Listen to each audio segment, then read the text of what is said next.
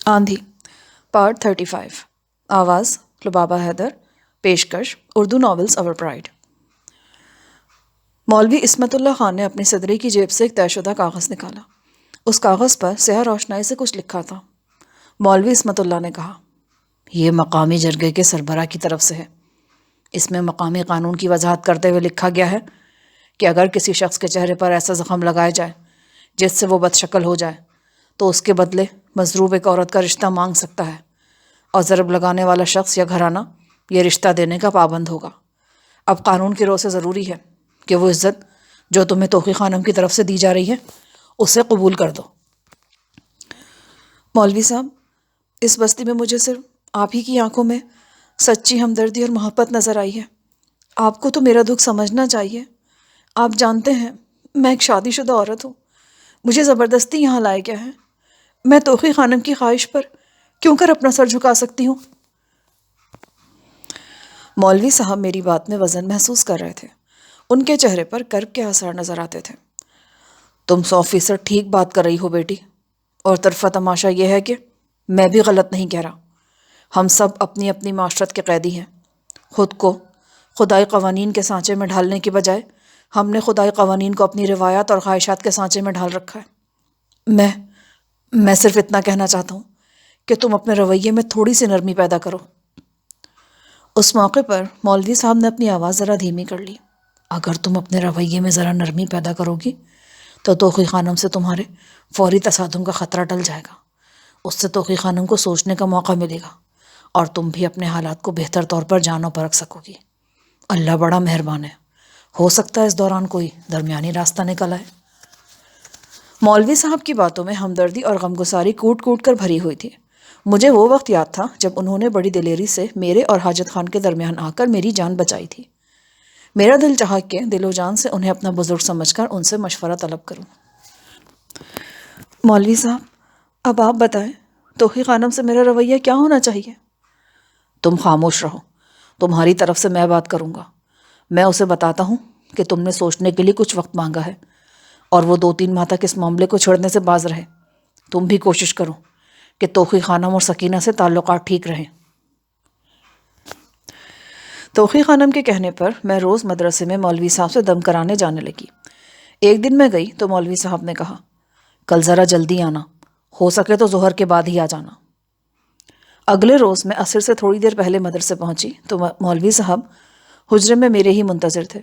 وہ قدرے بے چین نظر آتے تھے۔ حسب معمول انہوں نے پیار سے میرے سر پر ہاتھ پھیرا۔ تم نے گھر میں کوئی تبدیلی محسوس نہیں کی؟ کیسی تبدیلی مولوی صاحب؟ کسی بھی طرح کی تبدیلی؟ توقی خانم نے کل جھوپڑے کی جھاڑ پوچھ کروائی تھی، دیواروں پر مٹی کا لیپ کروایا تھا، اور کل میں نے اور سکینہ نے سارے بستر وغیرہ دھوئے تھے۔ مولوی صاحب نے تفہیمی انداز میں سر ہلایا۔ دراصل کل یہ لوگ زرگل سے تمہاری شادی کر رہے ہیں۔ یہ اطلاع میرے سر پر بم کا دھماکہ تھی۔ میں حیرت سے مولوی صاحب کی طرف دیکھتی چلی گئی۔ میں نے تم سے وعدہ کیا تھا کہ تمہیں ساری صورتحال سے باخبر رکھوں گا۔ انہوں نے تمہارے بارے میں بڑی سوچ بچار کی ہے۔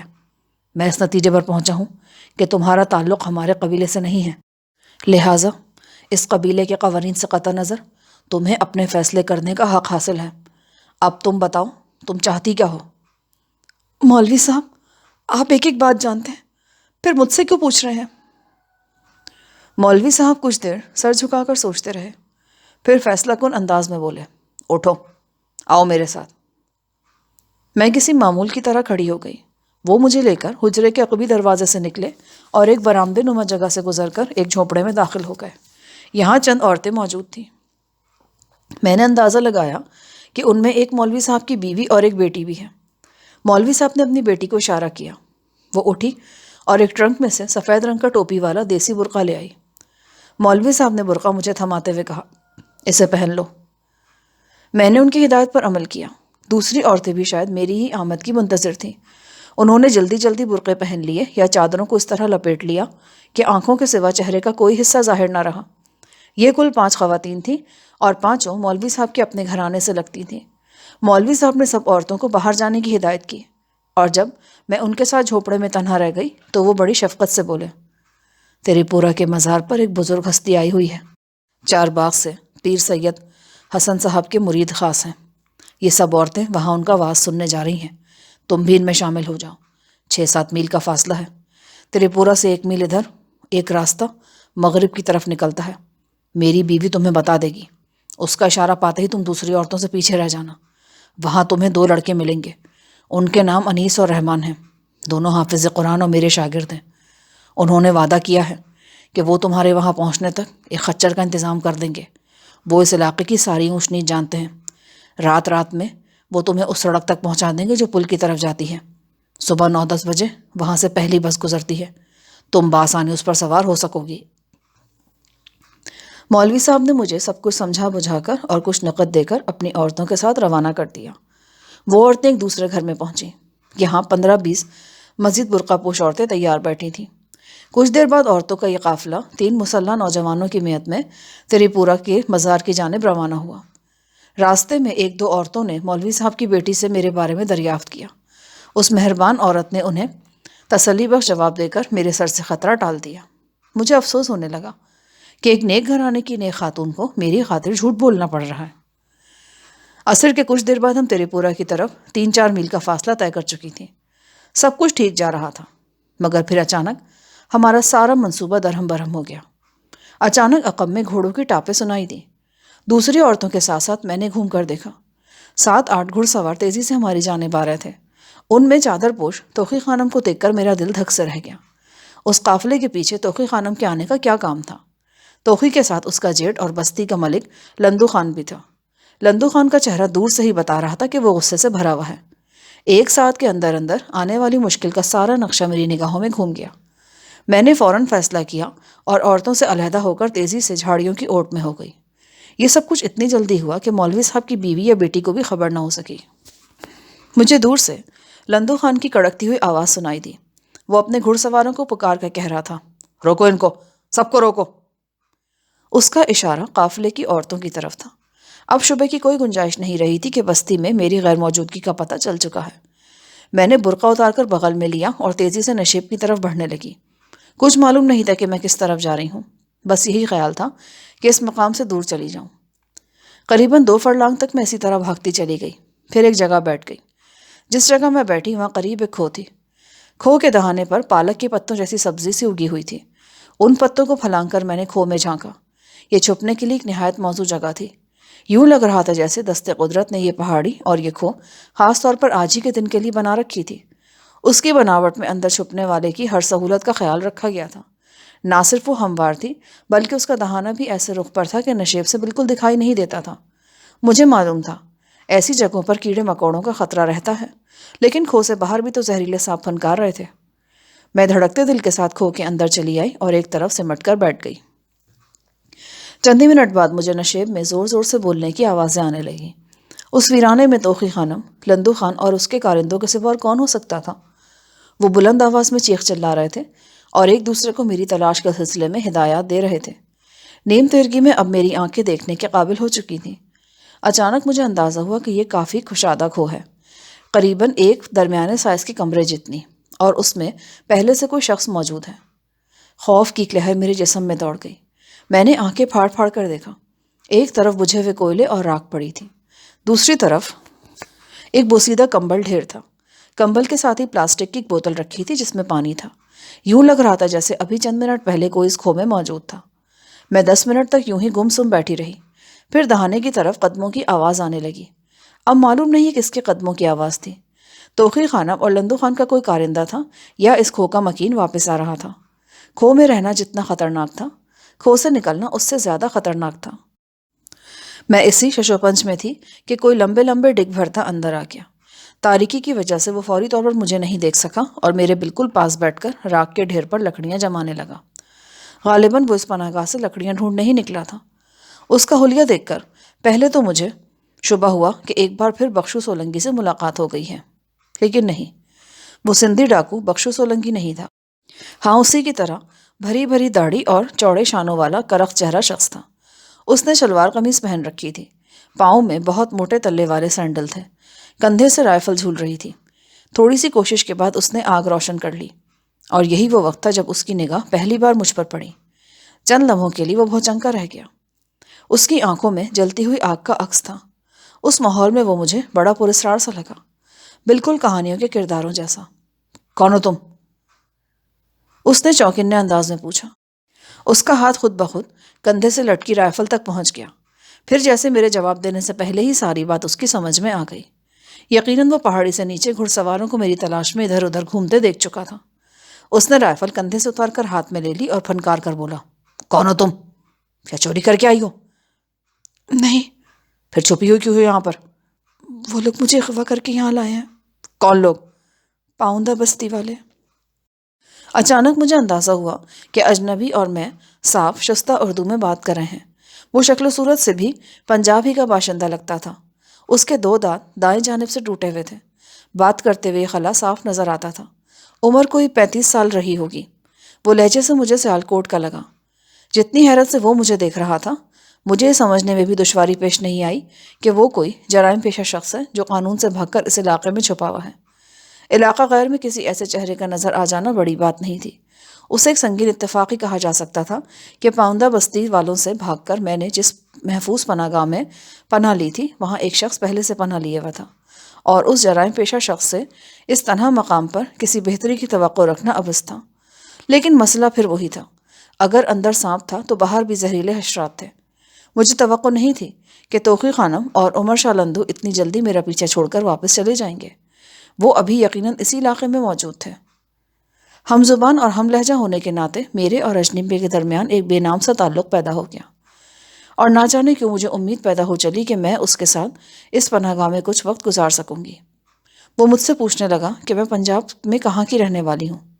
میں نے لاہور کا بتایا تو جیسے اس کے اندازے کی تصدیق ہو گئی۔ اس نے گلی محلہ پوچھا۔ میں نے اچھرے کا ایک فرضی پتہ بتا دیا۔ اس نے دریافت کیا کہ میں یہاں کیسے پہنچی ہوں۔ اس صورتحال کے لیے میں نے ایک مختصر سی کہانی پہلے ہی تیار کر رکھی تھی۔ یہ ایک ویسی ہی کہانی تھی جیسی اغوا کے حوالے سے ہر روز اخباروں میں چھپتی رہتی ہے۔ وہ اس کہانی سے قدرے متاثر نظر آنے لگا، اور میں نے دیکھا کہ اس کی انگارہ آنکھوں میں شک کی چنگاریاں بجھ سی گئی ہیں۔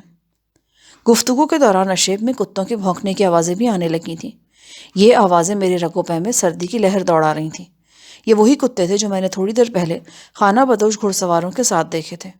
اجنبی کی آواز نے مجھے چونکا کر اپنی طرف متوجہ کر لیا۔ میرا نام ضامن علی ہے، کامونکی کا زمیندار ہوں۔ چچیرے بھائیوں سے پرانی دشمنی چلی آ رہی ہے۔ دونوں طرف سے کئی آدمی مارے جا چکے ہیں۔ دشمنی کی اس آگ سے نکل کر میں یہاں آ گیا ہوں۔ پارا چنار میں ایک چھوٹا سا ہوٹل کھول رکھا ہے۔ ہوٹل کے اوپر ہی رہائش ہے، جہاں میں اپنی بیوی اور 2 بچوں کے ساتھ رہتا ہوں۔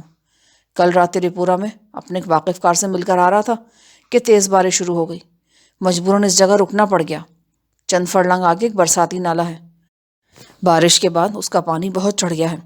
کل صبح تک پانی کا زور ٹوٹ جائے گا تو چلا جاؤں گا۔ ضامن علی نے مجھے اپنی باتوں سے مطمئن کرنے کی پوری کوشش کی، اور اس کی باتوں میں وزن بھی تھا، لیکن اس کی شکل و صورت میں کوئی ایسی بات تھی کہ میں اس پر یقین نہ کر سکی۔ میرا خیال تھا کہ جس طرح میں نے اسے کہانی سنائی ہے، جواباً اس نے بھی مجھے کہانی سنا دی۔ ضامن علی نے مجھے مشورہ دیا کہ کم از کم آج رات مجھے یہاں سے نہیں نکلنا چاہیے۔ اس کی بات ماننے کے سوا میرے پاس کوئی چارہ نہیں تھا۔ میری نیم رضامندی دیکھ کر اس نے کھو کے ایک حصے سے کنکر وغیرہ ہٹا کر میرے لیے جگہ صاف کر دی اور بولا، تم اطمینان سے سو سکتی ہو۔ میں آج سارا دن سوتا رہا ہوں، اس لیے نیند نہیں آئے گی۔ نیند تو مجھے بھی نہیں آئے گی۔ ضامن علی کے پاس سے اٹھ کر میں کھو کے دہانے کے پاس جا بیٹھی۔ یہاں سے تاروں بھرا آسمان نظر آ رہا تھا، اور کھو کے اندر جلتی آگ اور اس آگ میں دمکتا ہوا ضامن کا چہرہ بھی۔ کھو کی نیم گرم فضا کے مقابلے میں یہاں سردی تھی، لیکن میں اس جگہ خود کو زیادہ آزاد اور بآرام محسوس کر رہی تھی۔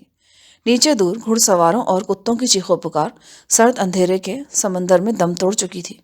کم از کم 1-1.5 میل کی دوری پر تو وہ موجود نہیں تھے۔ گرد و پیش پر چھائے ہوئے گہرے سکوت کو محسوس کر کے میرا خوف مسلسل کم ہو رہا تھا۔ پتھر سے ٹیک لگا کر میں گمسم بیٹھ گئی۔ ضامن آگ کے قریب نیم دراز ہو چکا تھا۔ میرے پاس وہ نقدی موجود تھی جو بوقت رخصت مجھے مولوی عصمت اللہ نے دی تھی۔ یہ تقریباً 300 روپے تھے۔ میں نے سوچا مجھے یہ پیسے کہیں محفوظ کر دینے چاہیے۔ بیٹھے بیٹھے میں نے ارد گرد نگاہ دوڑائی۔ سنگلاخ دیواروں کے سوا اور کچھ نظر نہیں آیا۔ اچانک مجھے اندازہ ہوا کہ میں جس دیوار سے ٹیک لگا کر بیٹھی ہوں، اس کا ایک پتھر اپنی جگہ سے ہل رہا ہے۔ میں نے دیوار پر ہاتھ پھیرا۔ ایک تکونا سا پتھر کسی رکھنے میں رکھا ہوا تھا۔ میں نے پتھر کو باہر کھینچا تو ایک قدرتی طاق سا نظر آیا۔ یہ جگہ کچھ زیادہ محفوظ تو نہیں تھی، لیکن نہ ہونے سے بہتر تھی۔ میں نے روپے اس سوراخ نما طاق میں رکھنے کے بعد پتھر دوبارہ اس کے منہ پر لگا دیا۔ وہ ساری رات میں نے اسی طرح بیٹھے بیٹھے گزار دی۔ 2/3 شب تک تو آنکھ بھی نہ جھپکی، لیکن آخری پہر کبھی کبھی اونگ آتی رہی۔ اس نیم غنودگی میں عشرت، سلیم، خان رحیمی اور دینو کے چہرے بار بار میرے تصور میں ابھرے۔ میں نے عشرت کو دیکھا جو بستر مرگ پر اپنی بیماری سے دیوانہ وار جنگ کر رہی تھی۔ سلیم نظر آیا جو بکھرے بالوں اور سرخ آنکھوں کے ساتھ مجھے ڈھونڈ رہا تھا اور میرا نام پکار رہا تھا۔ رحیمی، حسنی اور دینو سب اپنے اپنے انداز میں مجھ سے ہم کلام ہوئے اور مجھ سے پوچھتے رہے کہ میں کہاں ہوں، مجھے کیسے ڈھونڈا جا سکتا ہے۔ مجھے پرندوں کا ایک بہت بڑا جھنڈ نظر آیا جو سینکڑوں سنہرے شاہین اور عقاب تھے۔ وہ آسمان پر بہت بڑے دائرے کی شکل میں چکرا رہے تھے۔ یہ دائرہ دھیرے دھیرے میری طرف بڑھ رہا تھا اور پرندوں کے خوبصورت پر سرما کی دھوپ میں چمک رہے تھے۔ ایک عجیب وضع کے درخت تلے مجھے اپنا ننھا فرحان بیٹھا دکھائی دیا۔ وہ محویت سے پرندوں کی اڑان دیکھ رہا تھا۔ اچانک پرندوں کے جھنڈ سے وہاب چنگیزی کا شیطانی چہرہ نمودار ہوا۔ فرحان چیخ مار کر زمین میں سما گیا اور پرندے چلاتے ہوئے مختلف اطراف میں اڑ گئے۔ اٹھو اٹھو! کوئی میرا شانہ جھنجھوڑ رہا تھا۔ میں نے دیکھا ضامن علی، یا جو بھی اس کا نام تھا، کندھے سے بندوق لٹکائے کھڑا تھا۔ میرے کانوں میں چڑیوں کی چہچہاہٹ گونجی۔ طویل رات کٹ چکی تھی۔ کھو کے دہانے سے لے کر دور نیچے سرسبز پودوں تک اجالے کی چادر تنی ہوئی تھی۔ سورج ابھی طلوع نہیں ہوا تھا، لیکن روشنی کی ہراول کرنیں نشیب و فراز کو منور کر رہی تھیں۔ تم ابھی اندر ٹھہرو، میں نیچے جا کر دیکھتا ہوں۔ اگر راستہ صاف ہوا تو ابھی نکل چلیں گے۔ کہاں؟ کہیں بھی چلی جانا، پر یہاں سے تو نکلو۔ وہ قدرے جھلاہٹ سے بولا اور لمبے ڈگ بھرتا نشیب کی طرف چلا گیا۔ میں کھو میں آ گئی۔ آگ دیر ہوئی، سرد ہو چکی تھی۔ میں آگ جلانے کا سوچ رہی تھی کہ اچانک مجھے وہ رقم یاد آئی جو رات میں نے طاق میں چھپائی تھی۔ ضامن کے لوٹنے سے پہلے مجھے وہ روپے نکال لینے چاہیے تھے۔ میں اس تکونے پتھر کے پاس پہنچی اور احتیاط سے اسے باہر کھینچا۔ اندر ہاتھ ڈالا تو روپے موجود تھے۔ میں نے نکال کر لباس میں رکھ لیے۔ احتیاطاً جھک کر میں نے ایک بار پھر طاق میں دیکھا تو کچھ اور کاغذ نظر آئے۔ یہ میں نے تو ہرگز نہیں رکھے تھے۔ دوبارہ ہاتھ ڈال کر میں نے یہ کاغذ نکالے۔ ایک شناختی کارڈ تھا، ایک چھوٹی سی کاپی تھی، ایک لائسنس تھا۔ میں نے یہ کاغذات دیکھے اور یہ جان کر حیران رہ گئی کہ ضامن علی وہ نہیں جو اسے میں سمجھ رہی ہوں، اور نہ ہی وہ ہے جو وہ خود کو بتا رہا ہے۔ اس کی اصلی حقیقت ان کاغذات سے آشکار ہو رہی تھی۔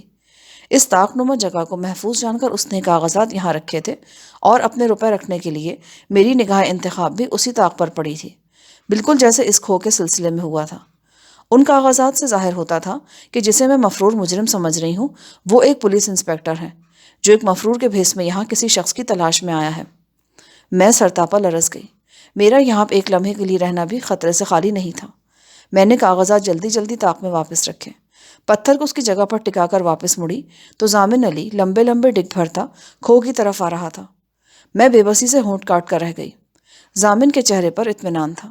اس نے بتایا کہ وہ اچھی طرح دیکھ آیا ہے، خطرے والی کوئی بات نہیں، نالے کا پانی بھی اترا ہوا ہے، ہم بآسانی یہاں سے نکل سکتے ہیں۔ میں نے پوچھا، یہاں نزدیک کوئی پولیس اسٹیشن ہے؟ پولیس اسٹیشن تو ہے لیکن نزدیک نہیں ہے۔ قریب ترین اسٹیشن ٹیل پور کا ہے، جس کا فاصلہ کم و بیش 30 میل ہے۔ میں نے چہرے پر مایوسی طاری کی، لیکن دل میں مطمئن ہو گئی۔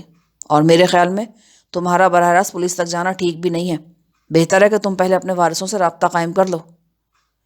میں نے اس رائے پر کوئی تبصرہ کرنا مناسب نہیں سمجھا۔ کھو سے نکل کر ہم نشیب میں پہنچے اور ایک پہاڑی کے ساتھ ساتھ چلتے برساتی نالے کے کنارے آ گئے۔ پانی اتر چکا تھا۔ گھٹنے گھٹنے پانی میں چل کر ہم نے نالا پار کیا اور شمال مغرب کے رخ پر آگے بڑھنے لگے۔ ضامن علی ان پیچدار راستوں کا شناور تھا۔ وہ ایسے راستے اختیار کر رہا تھا جن پر کسی سے مدبھیڑ ہونے کا امکان نہ ہونے کے برابر تھا۔ چند میل آگے آ کر اس نے ایک واقف کار زمیندار کے ڈیرے سے 2 خچر حاصل کیے۔ اب ہمارا سفر اور سہل اور تیز ہو گیا۔ اس رات 9 بجے کے لگ بھگ ہم پارا چنار کے مضافات میں پہنچ چکے تھے۔ یہ قابل زراعت علاقہ تھا۔ ایک اہرام نما پہاڑی کے دامن میں 2 چھوٹی چھوٹی بستیاں دکھائی دے رہی تھیں۔ یہاں ہماری مدبھیڑ 5 مسلح افراد سے ہوئی۔ پہلے تو میں ڈر گئی، لیکن پھر پتہ چلا کہ یہ لوگ ضامن کو جانتے ہیں۔ انہوں نے ضامن سے میرے بارے میں چند سوال کیے اور آگے بڑھ گئے۔ ضامن نے بتایا کہ یہ پہرے دار تھے۔ یہاں لوگ اس طرح کے گروہوں کی شکل میں رات کو پہرا دیتے ہیں۔ بستی کی حدود کے پاس ایک اونچے مینار نما مورچے میں ایک پہرے دار نظر آیا۔ اس نے اچھی طرح شناخت کرنے کے بعد ہمیں آگے جانے دیا۔ تھکاوٹ اور سردی سے برا حال تھا۔ جب ضامن نے خچر ایک بڑے دروازے کے سامنے روکا تو مجھے امید پیدا ہوئی کہ اب اس جان لیوا سفر سے جان چھوٹ جائے گی۔ میرا اندازہ درست نکلا۔ ہمارا سفر اختتام پذیر ہو چکا تھا۔ اس پھاٹک کے پیچھے ایک بہت بڑا احاطہ تھا۔ کم از کم 3 ایکڑ زمین تھی۔ احاطے کے کونے میں درمیانے سائز کا ایک مکان تھا۔ پھاٹک پر موجود مسلح چوکیدار ہمیں اس مکان تک لے گیا۔ یہاں ہمارا استقبال چھوٹی چھوٹی داڑھی والے ایک فربا اندام پٹھان نے کیا۔ اس کا نام مان شاہ تھا۔ مان شاہ کی آنکھ میں پھولا تھا۔ دیکھنے میں وہ بھدا شخص لگتا تھا لیکن بے حد ہنسمکھ اور خوش اخلاق تھا۔ مجھے دیکھتے ہی وہ بہن جی کہہ کر مخاطب کرنے لگا۔ یہاں پہنچ کر مجھے پتا چلا کہ ضامن علی کا اصل ٹھکانہ یہی ہے۔ یہاں ایک کمرے میں اس کا بستر، اٹیچی کیس اور دیگر سامان بھی رکھا تھا۔ ضامن علی اور مان شاہ کے درمیان کچھ گفتگو ہوئی اور مان شاہ مجھے لے کر مکان کے زنان خانے میں آ گیا۔ یہاں چند عورتیں اور بچے موجود تھے۔ انہوں نے خندہ پیشانی سے مجھے خوش آمدید کہا۔ ایک نوجوان عورت جو مان شاہ کی چھوٹی بیوی تھی مجھے اپنے کمرے میں لے گئی۔ ان لوگوں کو یہی معلوم تھا کہ میں پنجابی ہوں، پشتو زبان نہیں جانتی۔ گھر کی عورتیں بس اتنا ہی جانتی تھی کہ میں ضامن علی کے ساتھ آئی ہوں۔ ضامن ان کے نزدیک کوئی اچھا آدمی نہیں تھا۔ اس حوالے سے میں بھی ان کے نزدیک مشکوک تھی۔ ایک بوڑھی عورت کا خیال تھا کہ میں اغوا ہو کر نہیں یہاں پہنچی بلکہ ضامن سے میرا کوئی پرانا ناتا ہے۔ مجھے یہ سب باتیں خاموشی سے برداشت کرنا تھی۔ اس کے علاوہ میں اور کر بھی کہہ سکتی تھی۔ کھانا کھلانے کے بعد میرے لیے ایک کمرے میں بستر بچھا دیا گیا۔ میں تھکے ہوئے ذہن اور چور چور جسم کے ساتھ لیٹ گئی۔ آتش دان کی آگ کمرے کو نرم حرارت سے بھر رہی تھی اور توقع تھی کہ اجنبی مقام کے باوجود مجھے جلد ہی نیند آ جائے گی، لیکن پھر کہیں پاس سے آنے والی آوازوں نے مجھے جاگتے رہنے پر مجبور کر دیا۔ یہ آوازیں گھر کی عورتوں کی تھیں۔ وہ ساتھ والے کمرے میں بیٹھی تیز تیز لہجوں میں تبادلہ خیال کر رہی تھیں۔ ان کی گفتگو کا ایک موضوع تو میں تھی، دوسرا موضوع کچھ پراسرار اور چونکا دینے والے واقعات تھے۔ وہ علاقے میں ہونے والی قتل کی وارداتوں کا ذکر کر رہی تھیں۔ وارداتوں کا یہ سلسلہ پچھلے 5-6 ماہ سے جاری تھا۔ تمام افراد کو رات سوتے میں قتل کر دیا گیا تھا۔ بیشتر افراد کی پیشانی پر گولی ماری گئی تھی۔ طریقہ واردات سے شبہ ہوتا تھا کہ یہ قتل ایک ہی گروہ یا شخص نے کیے ہیں۔ مان شاہ کے گھر کی عورتیں ان وارداتوں کا سلسلہ کسی اللہ والے کے مزار کی بے حرمتی سے جوڑ رہی تھیں۔ ان کا خیال تھا کہ یہ قتل کسی انسانی ہاتھ سے نہیں ہوئے۔ ان کے لہجوں میں خوف تھا اور وہ گفتگو کے دوران بار بار اللہ توبہ کرنے لگتی تھیں۔ عورتوں کی گفتگو سے پتہ چلا کہ اس سلسلے کی آخری واردات، اگر یہ واقعی سلسلہ تھا، تو صرف 3 روز قبل اسی بستی کے شمال میں ہوئی تھی جہاں رحیم نامی ایک شخص کو پراسرار انداز میں قتل کر دیا گیا تھا۔ 1 ماہ پہلے رحیم کا ایک قریبی دوست بھی اسی طرح قاتلانہ حملے میں شدید زخمی ہو کر اسپتال میں دم توڑ چکا تھا۔ اس قتل نے رحیم کے دماغ پر گہرا اثر ڈالا تھا اور وہ سخت خوفزدہ رہتا تھا، یہاں تک کہ وہ آبائی مکان بیچ کر اس علاقے سے کہیں اور جانے کا سوچ رہا تھا۔ مکان کا سودا بھی ہو چکا تھا اور چند روز تک اسے رقم ملنے والی تھی۔ پرسوں رات وہ گھر میں اکیلا تھا۔ اس کی بیوی بچوں کو ساتھ میکے گئی ہوئی تھی۔ رحیم کو تنہا رات گزارتے ہوئے خوف آ رہا تھا۔ اس نے اپنے ہمسائے سے کہا کہ وہ آج رات اس کے گھر میں سو جائے۔ ہمسایہ آمادہ ہو گیا۔ وہ دونوں رات ایک ہی کمرے میں سوئے۔ ہمسایہ 5 وقت کا نمازی تھا۔ اللہ صبح وہ اٹھ کر مسجد کی طرف چلا گیا۔ اجالا پھیلنے پر جب وہ واپس آیا تو رحیم اپنے بستر پر مردہ پڑا تھا۔ اس بستی میں یہ دوسرا اور علاقے میں 7واں قتل تھا۔ لوگ بے حد خوفزدہ نظر آتے تھے۔ ان کا خیال تھا کہ مقامی پولیس کاغذی کارروائی کے علاوہ اور کچھ نہیں کر رہی۔ مجھے وہ پہرے دار یاد ہے جو کل رات بستی میں داخل ہوتے ہوئے میں نے دیکھے تھے۔ دراصل وہ لوگ حفاظت خود اختیاری کے تحت پہرے پر تھے۔ بے یقینی کی یہ فضا پوری بستی میں چھائی ہوئی محسوس ہوتی تھی۔ وہ ساری رات میں نے بھی سوتے جاگتے گزار دی۔ اگلی صبح ناشتے وغیرہ کے بعد مانشاہ مجھے زنان خانے سے مردانے میں لے گیا۔ یہاں ایک علیحدہ کمرے میں ضامن علی بھی موجود تھا۔ ضامن نے مجھ سے پوچھا کہ میں اب کیا چاہتی ہوں۔ اگر تم لاہور جانا چاہتی ہو تو وہ بھی ہو سکتا ہے، لیکن بہتر یہی ہے کہ لاہور سے اپنے کسی وارث کو یہاں بلا لو تاکہ ساری صورتحال کا علم ہو جائے اور تمہارے لیے کسی قسم کا خطرہ باقی نہ رہے۔ میں لاہور جانا چاہتی ہوں اور نہ ہی کسی عزیز کو یہاں بلانا چاہتی ہوں۔ ضامن اور مانشاہ حیرت سے میری طرف دیکھنے لگے۔ میں نے جواب یوں ہی نہیں دیا تھا۔ رات میں نے اس بارے میں بے حد سوچ بچار کی تھی اور ایک آخری فیصلے پر پہنچ گئی تھی۔ یہ وہی فیصلہ تھا جس نے آج تک مجھے سولی پر لٹکا رکھا تھا اور جس کے لیے میں نے انگنت راتیں ذہنی کرب میں تڑپتے گزار دی تھیں۔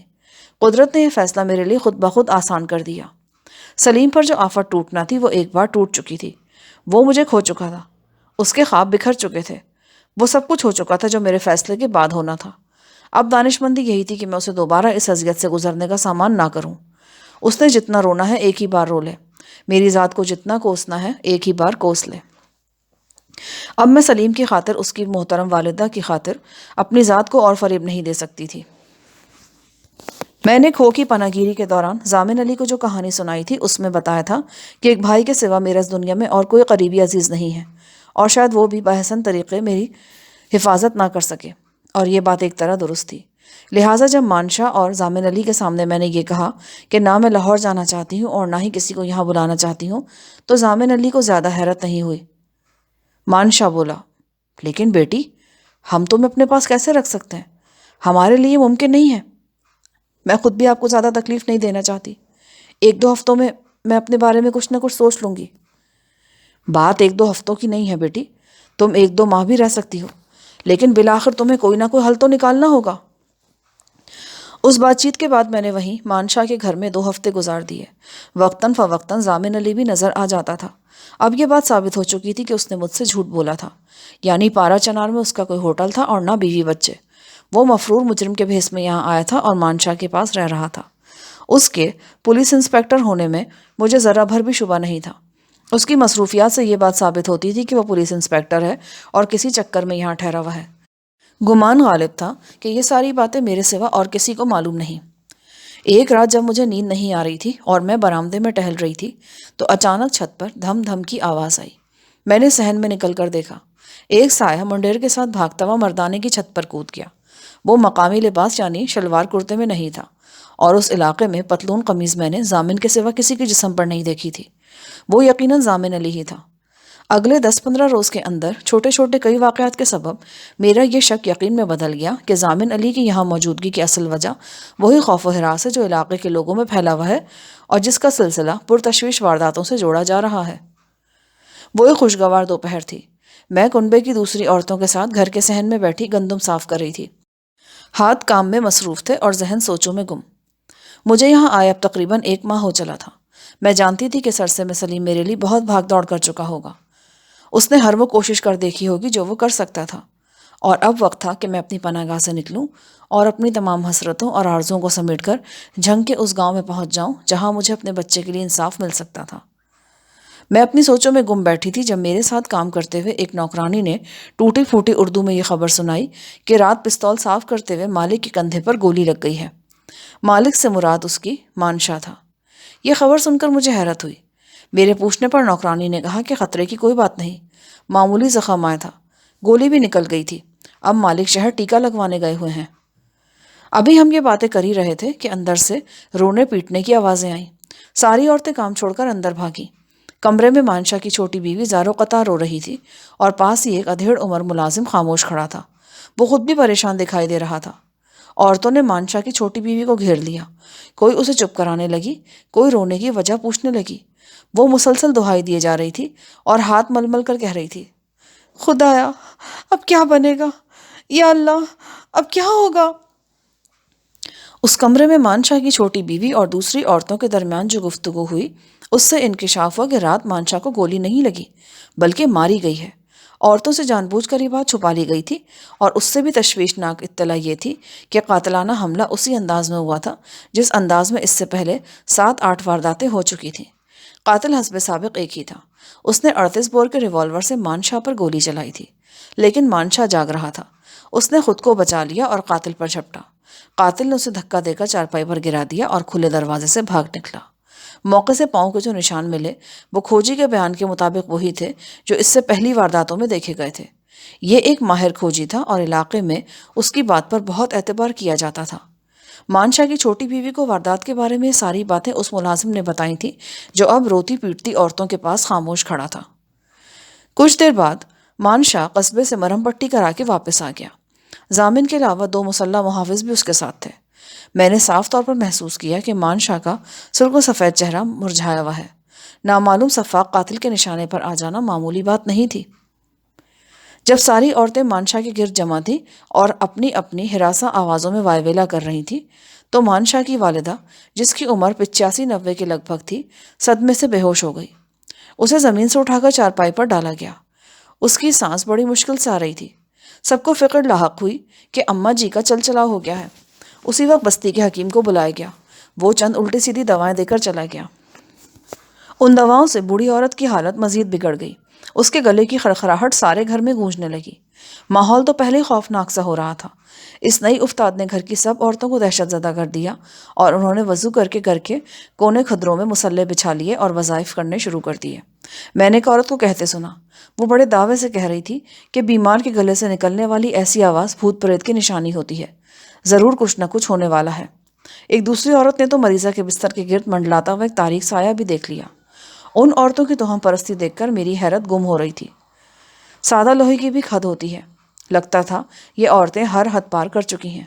ان کا خیال تھا کہ گھر میں بدروہیں گھس آئی ہیں اور اب کسی نہ کسی کی لاش لے کر جائیں گی۔ بوڑھی عورت جاں بلب تھی لیکن کوئی اس کے قریب نہیں آ رہا تھا۔ ضامن علی کے پاس کچھ ایلوپیتھک دوائیں تھیں۔ اس نے بوڑھی عورت کو ایک اینٹی بایوٹک دیا جس سے تھوڑی دیر بعد اس کی طبیعت سنبھل گئی۔ یہ دیکھ کر مانشاہ نے ضامن علی کی ڈیوٹی لگا دی کہ وہ رات زنان خانے میں اس کی ماں کے پاس رہے۔ یہاں پر پارٹ 35 کا اختتام ہوتا ہے۔ آگے کہانی سننے کے لیے پارٹ 36 سماعت فرمائیں۔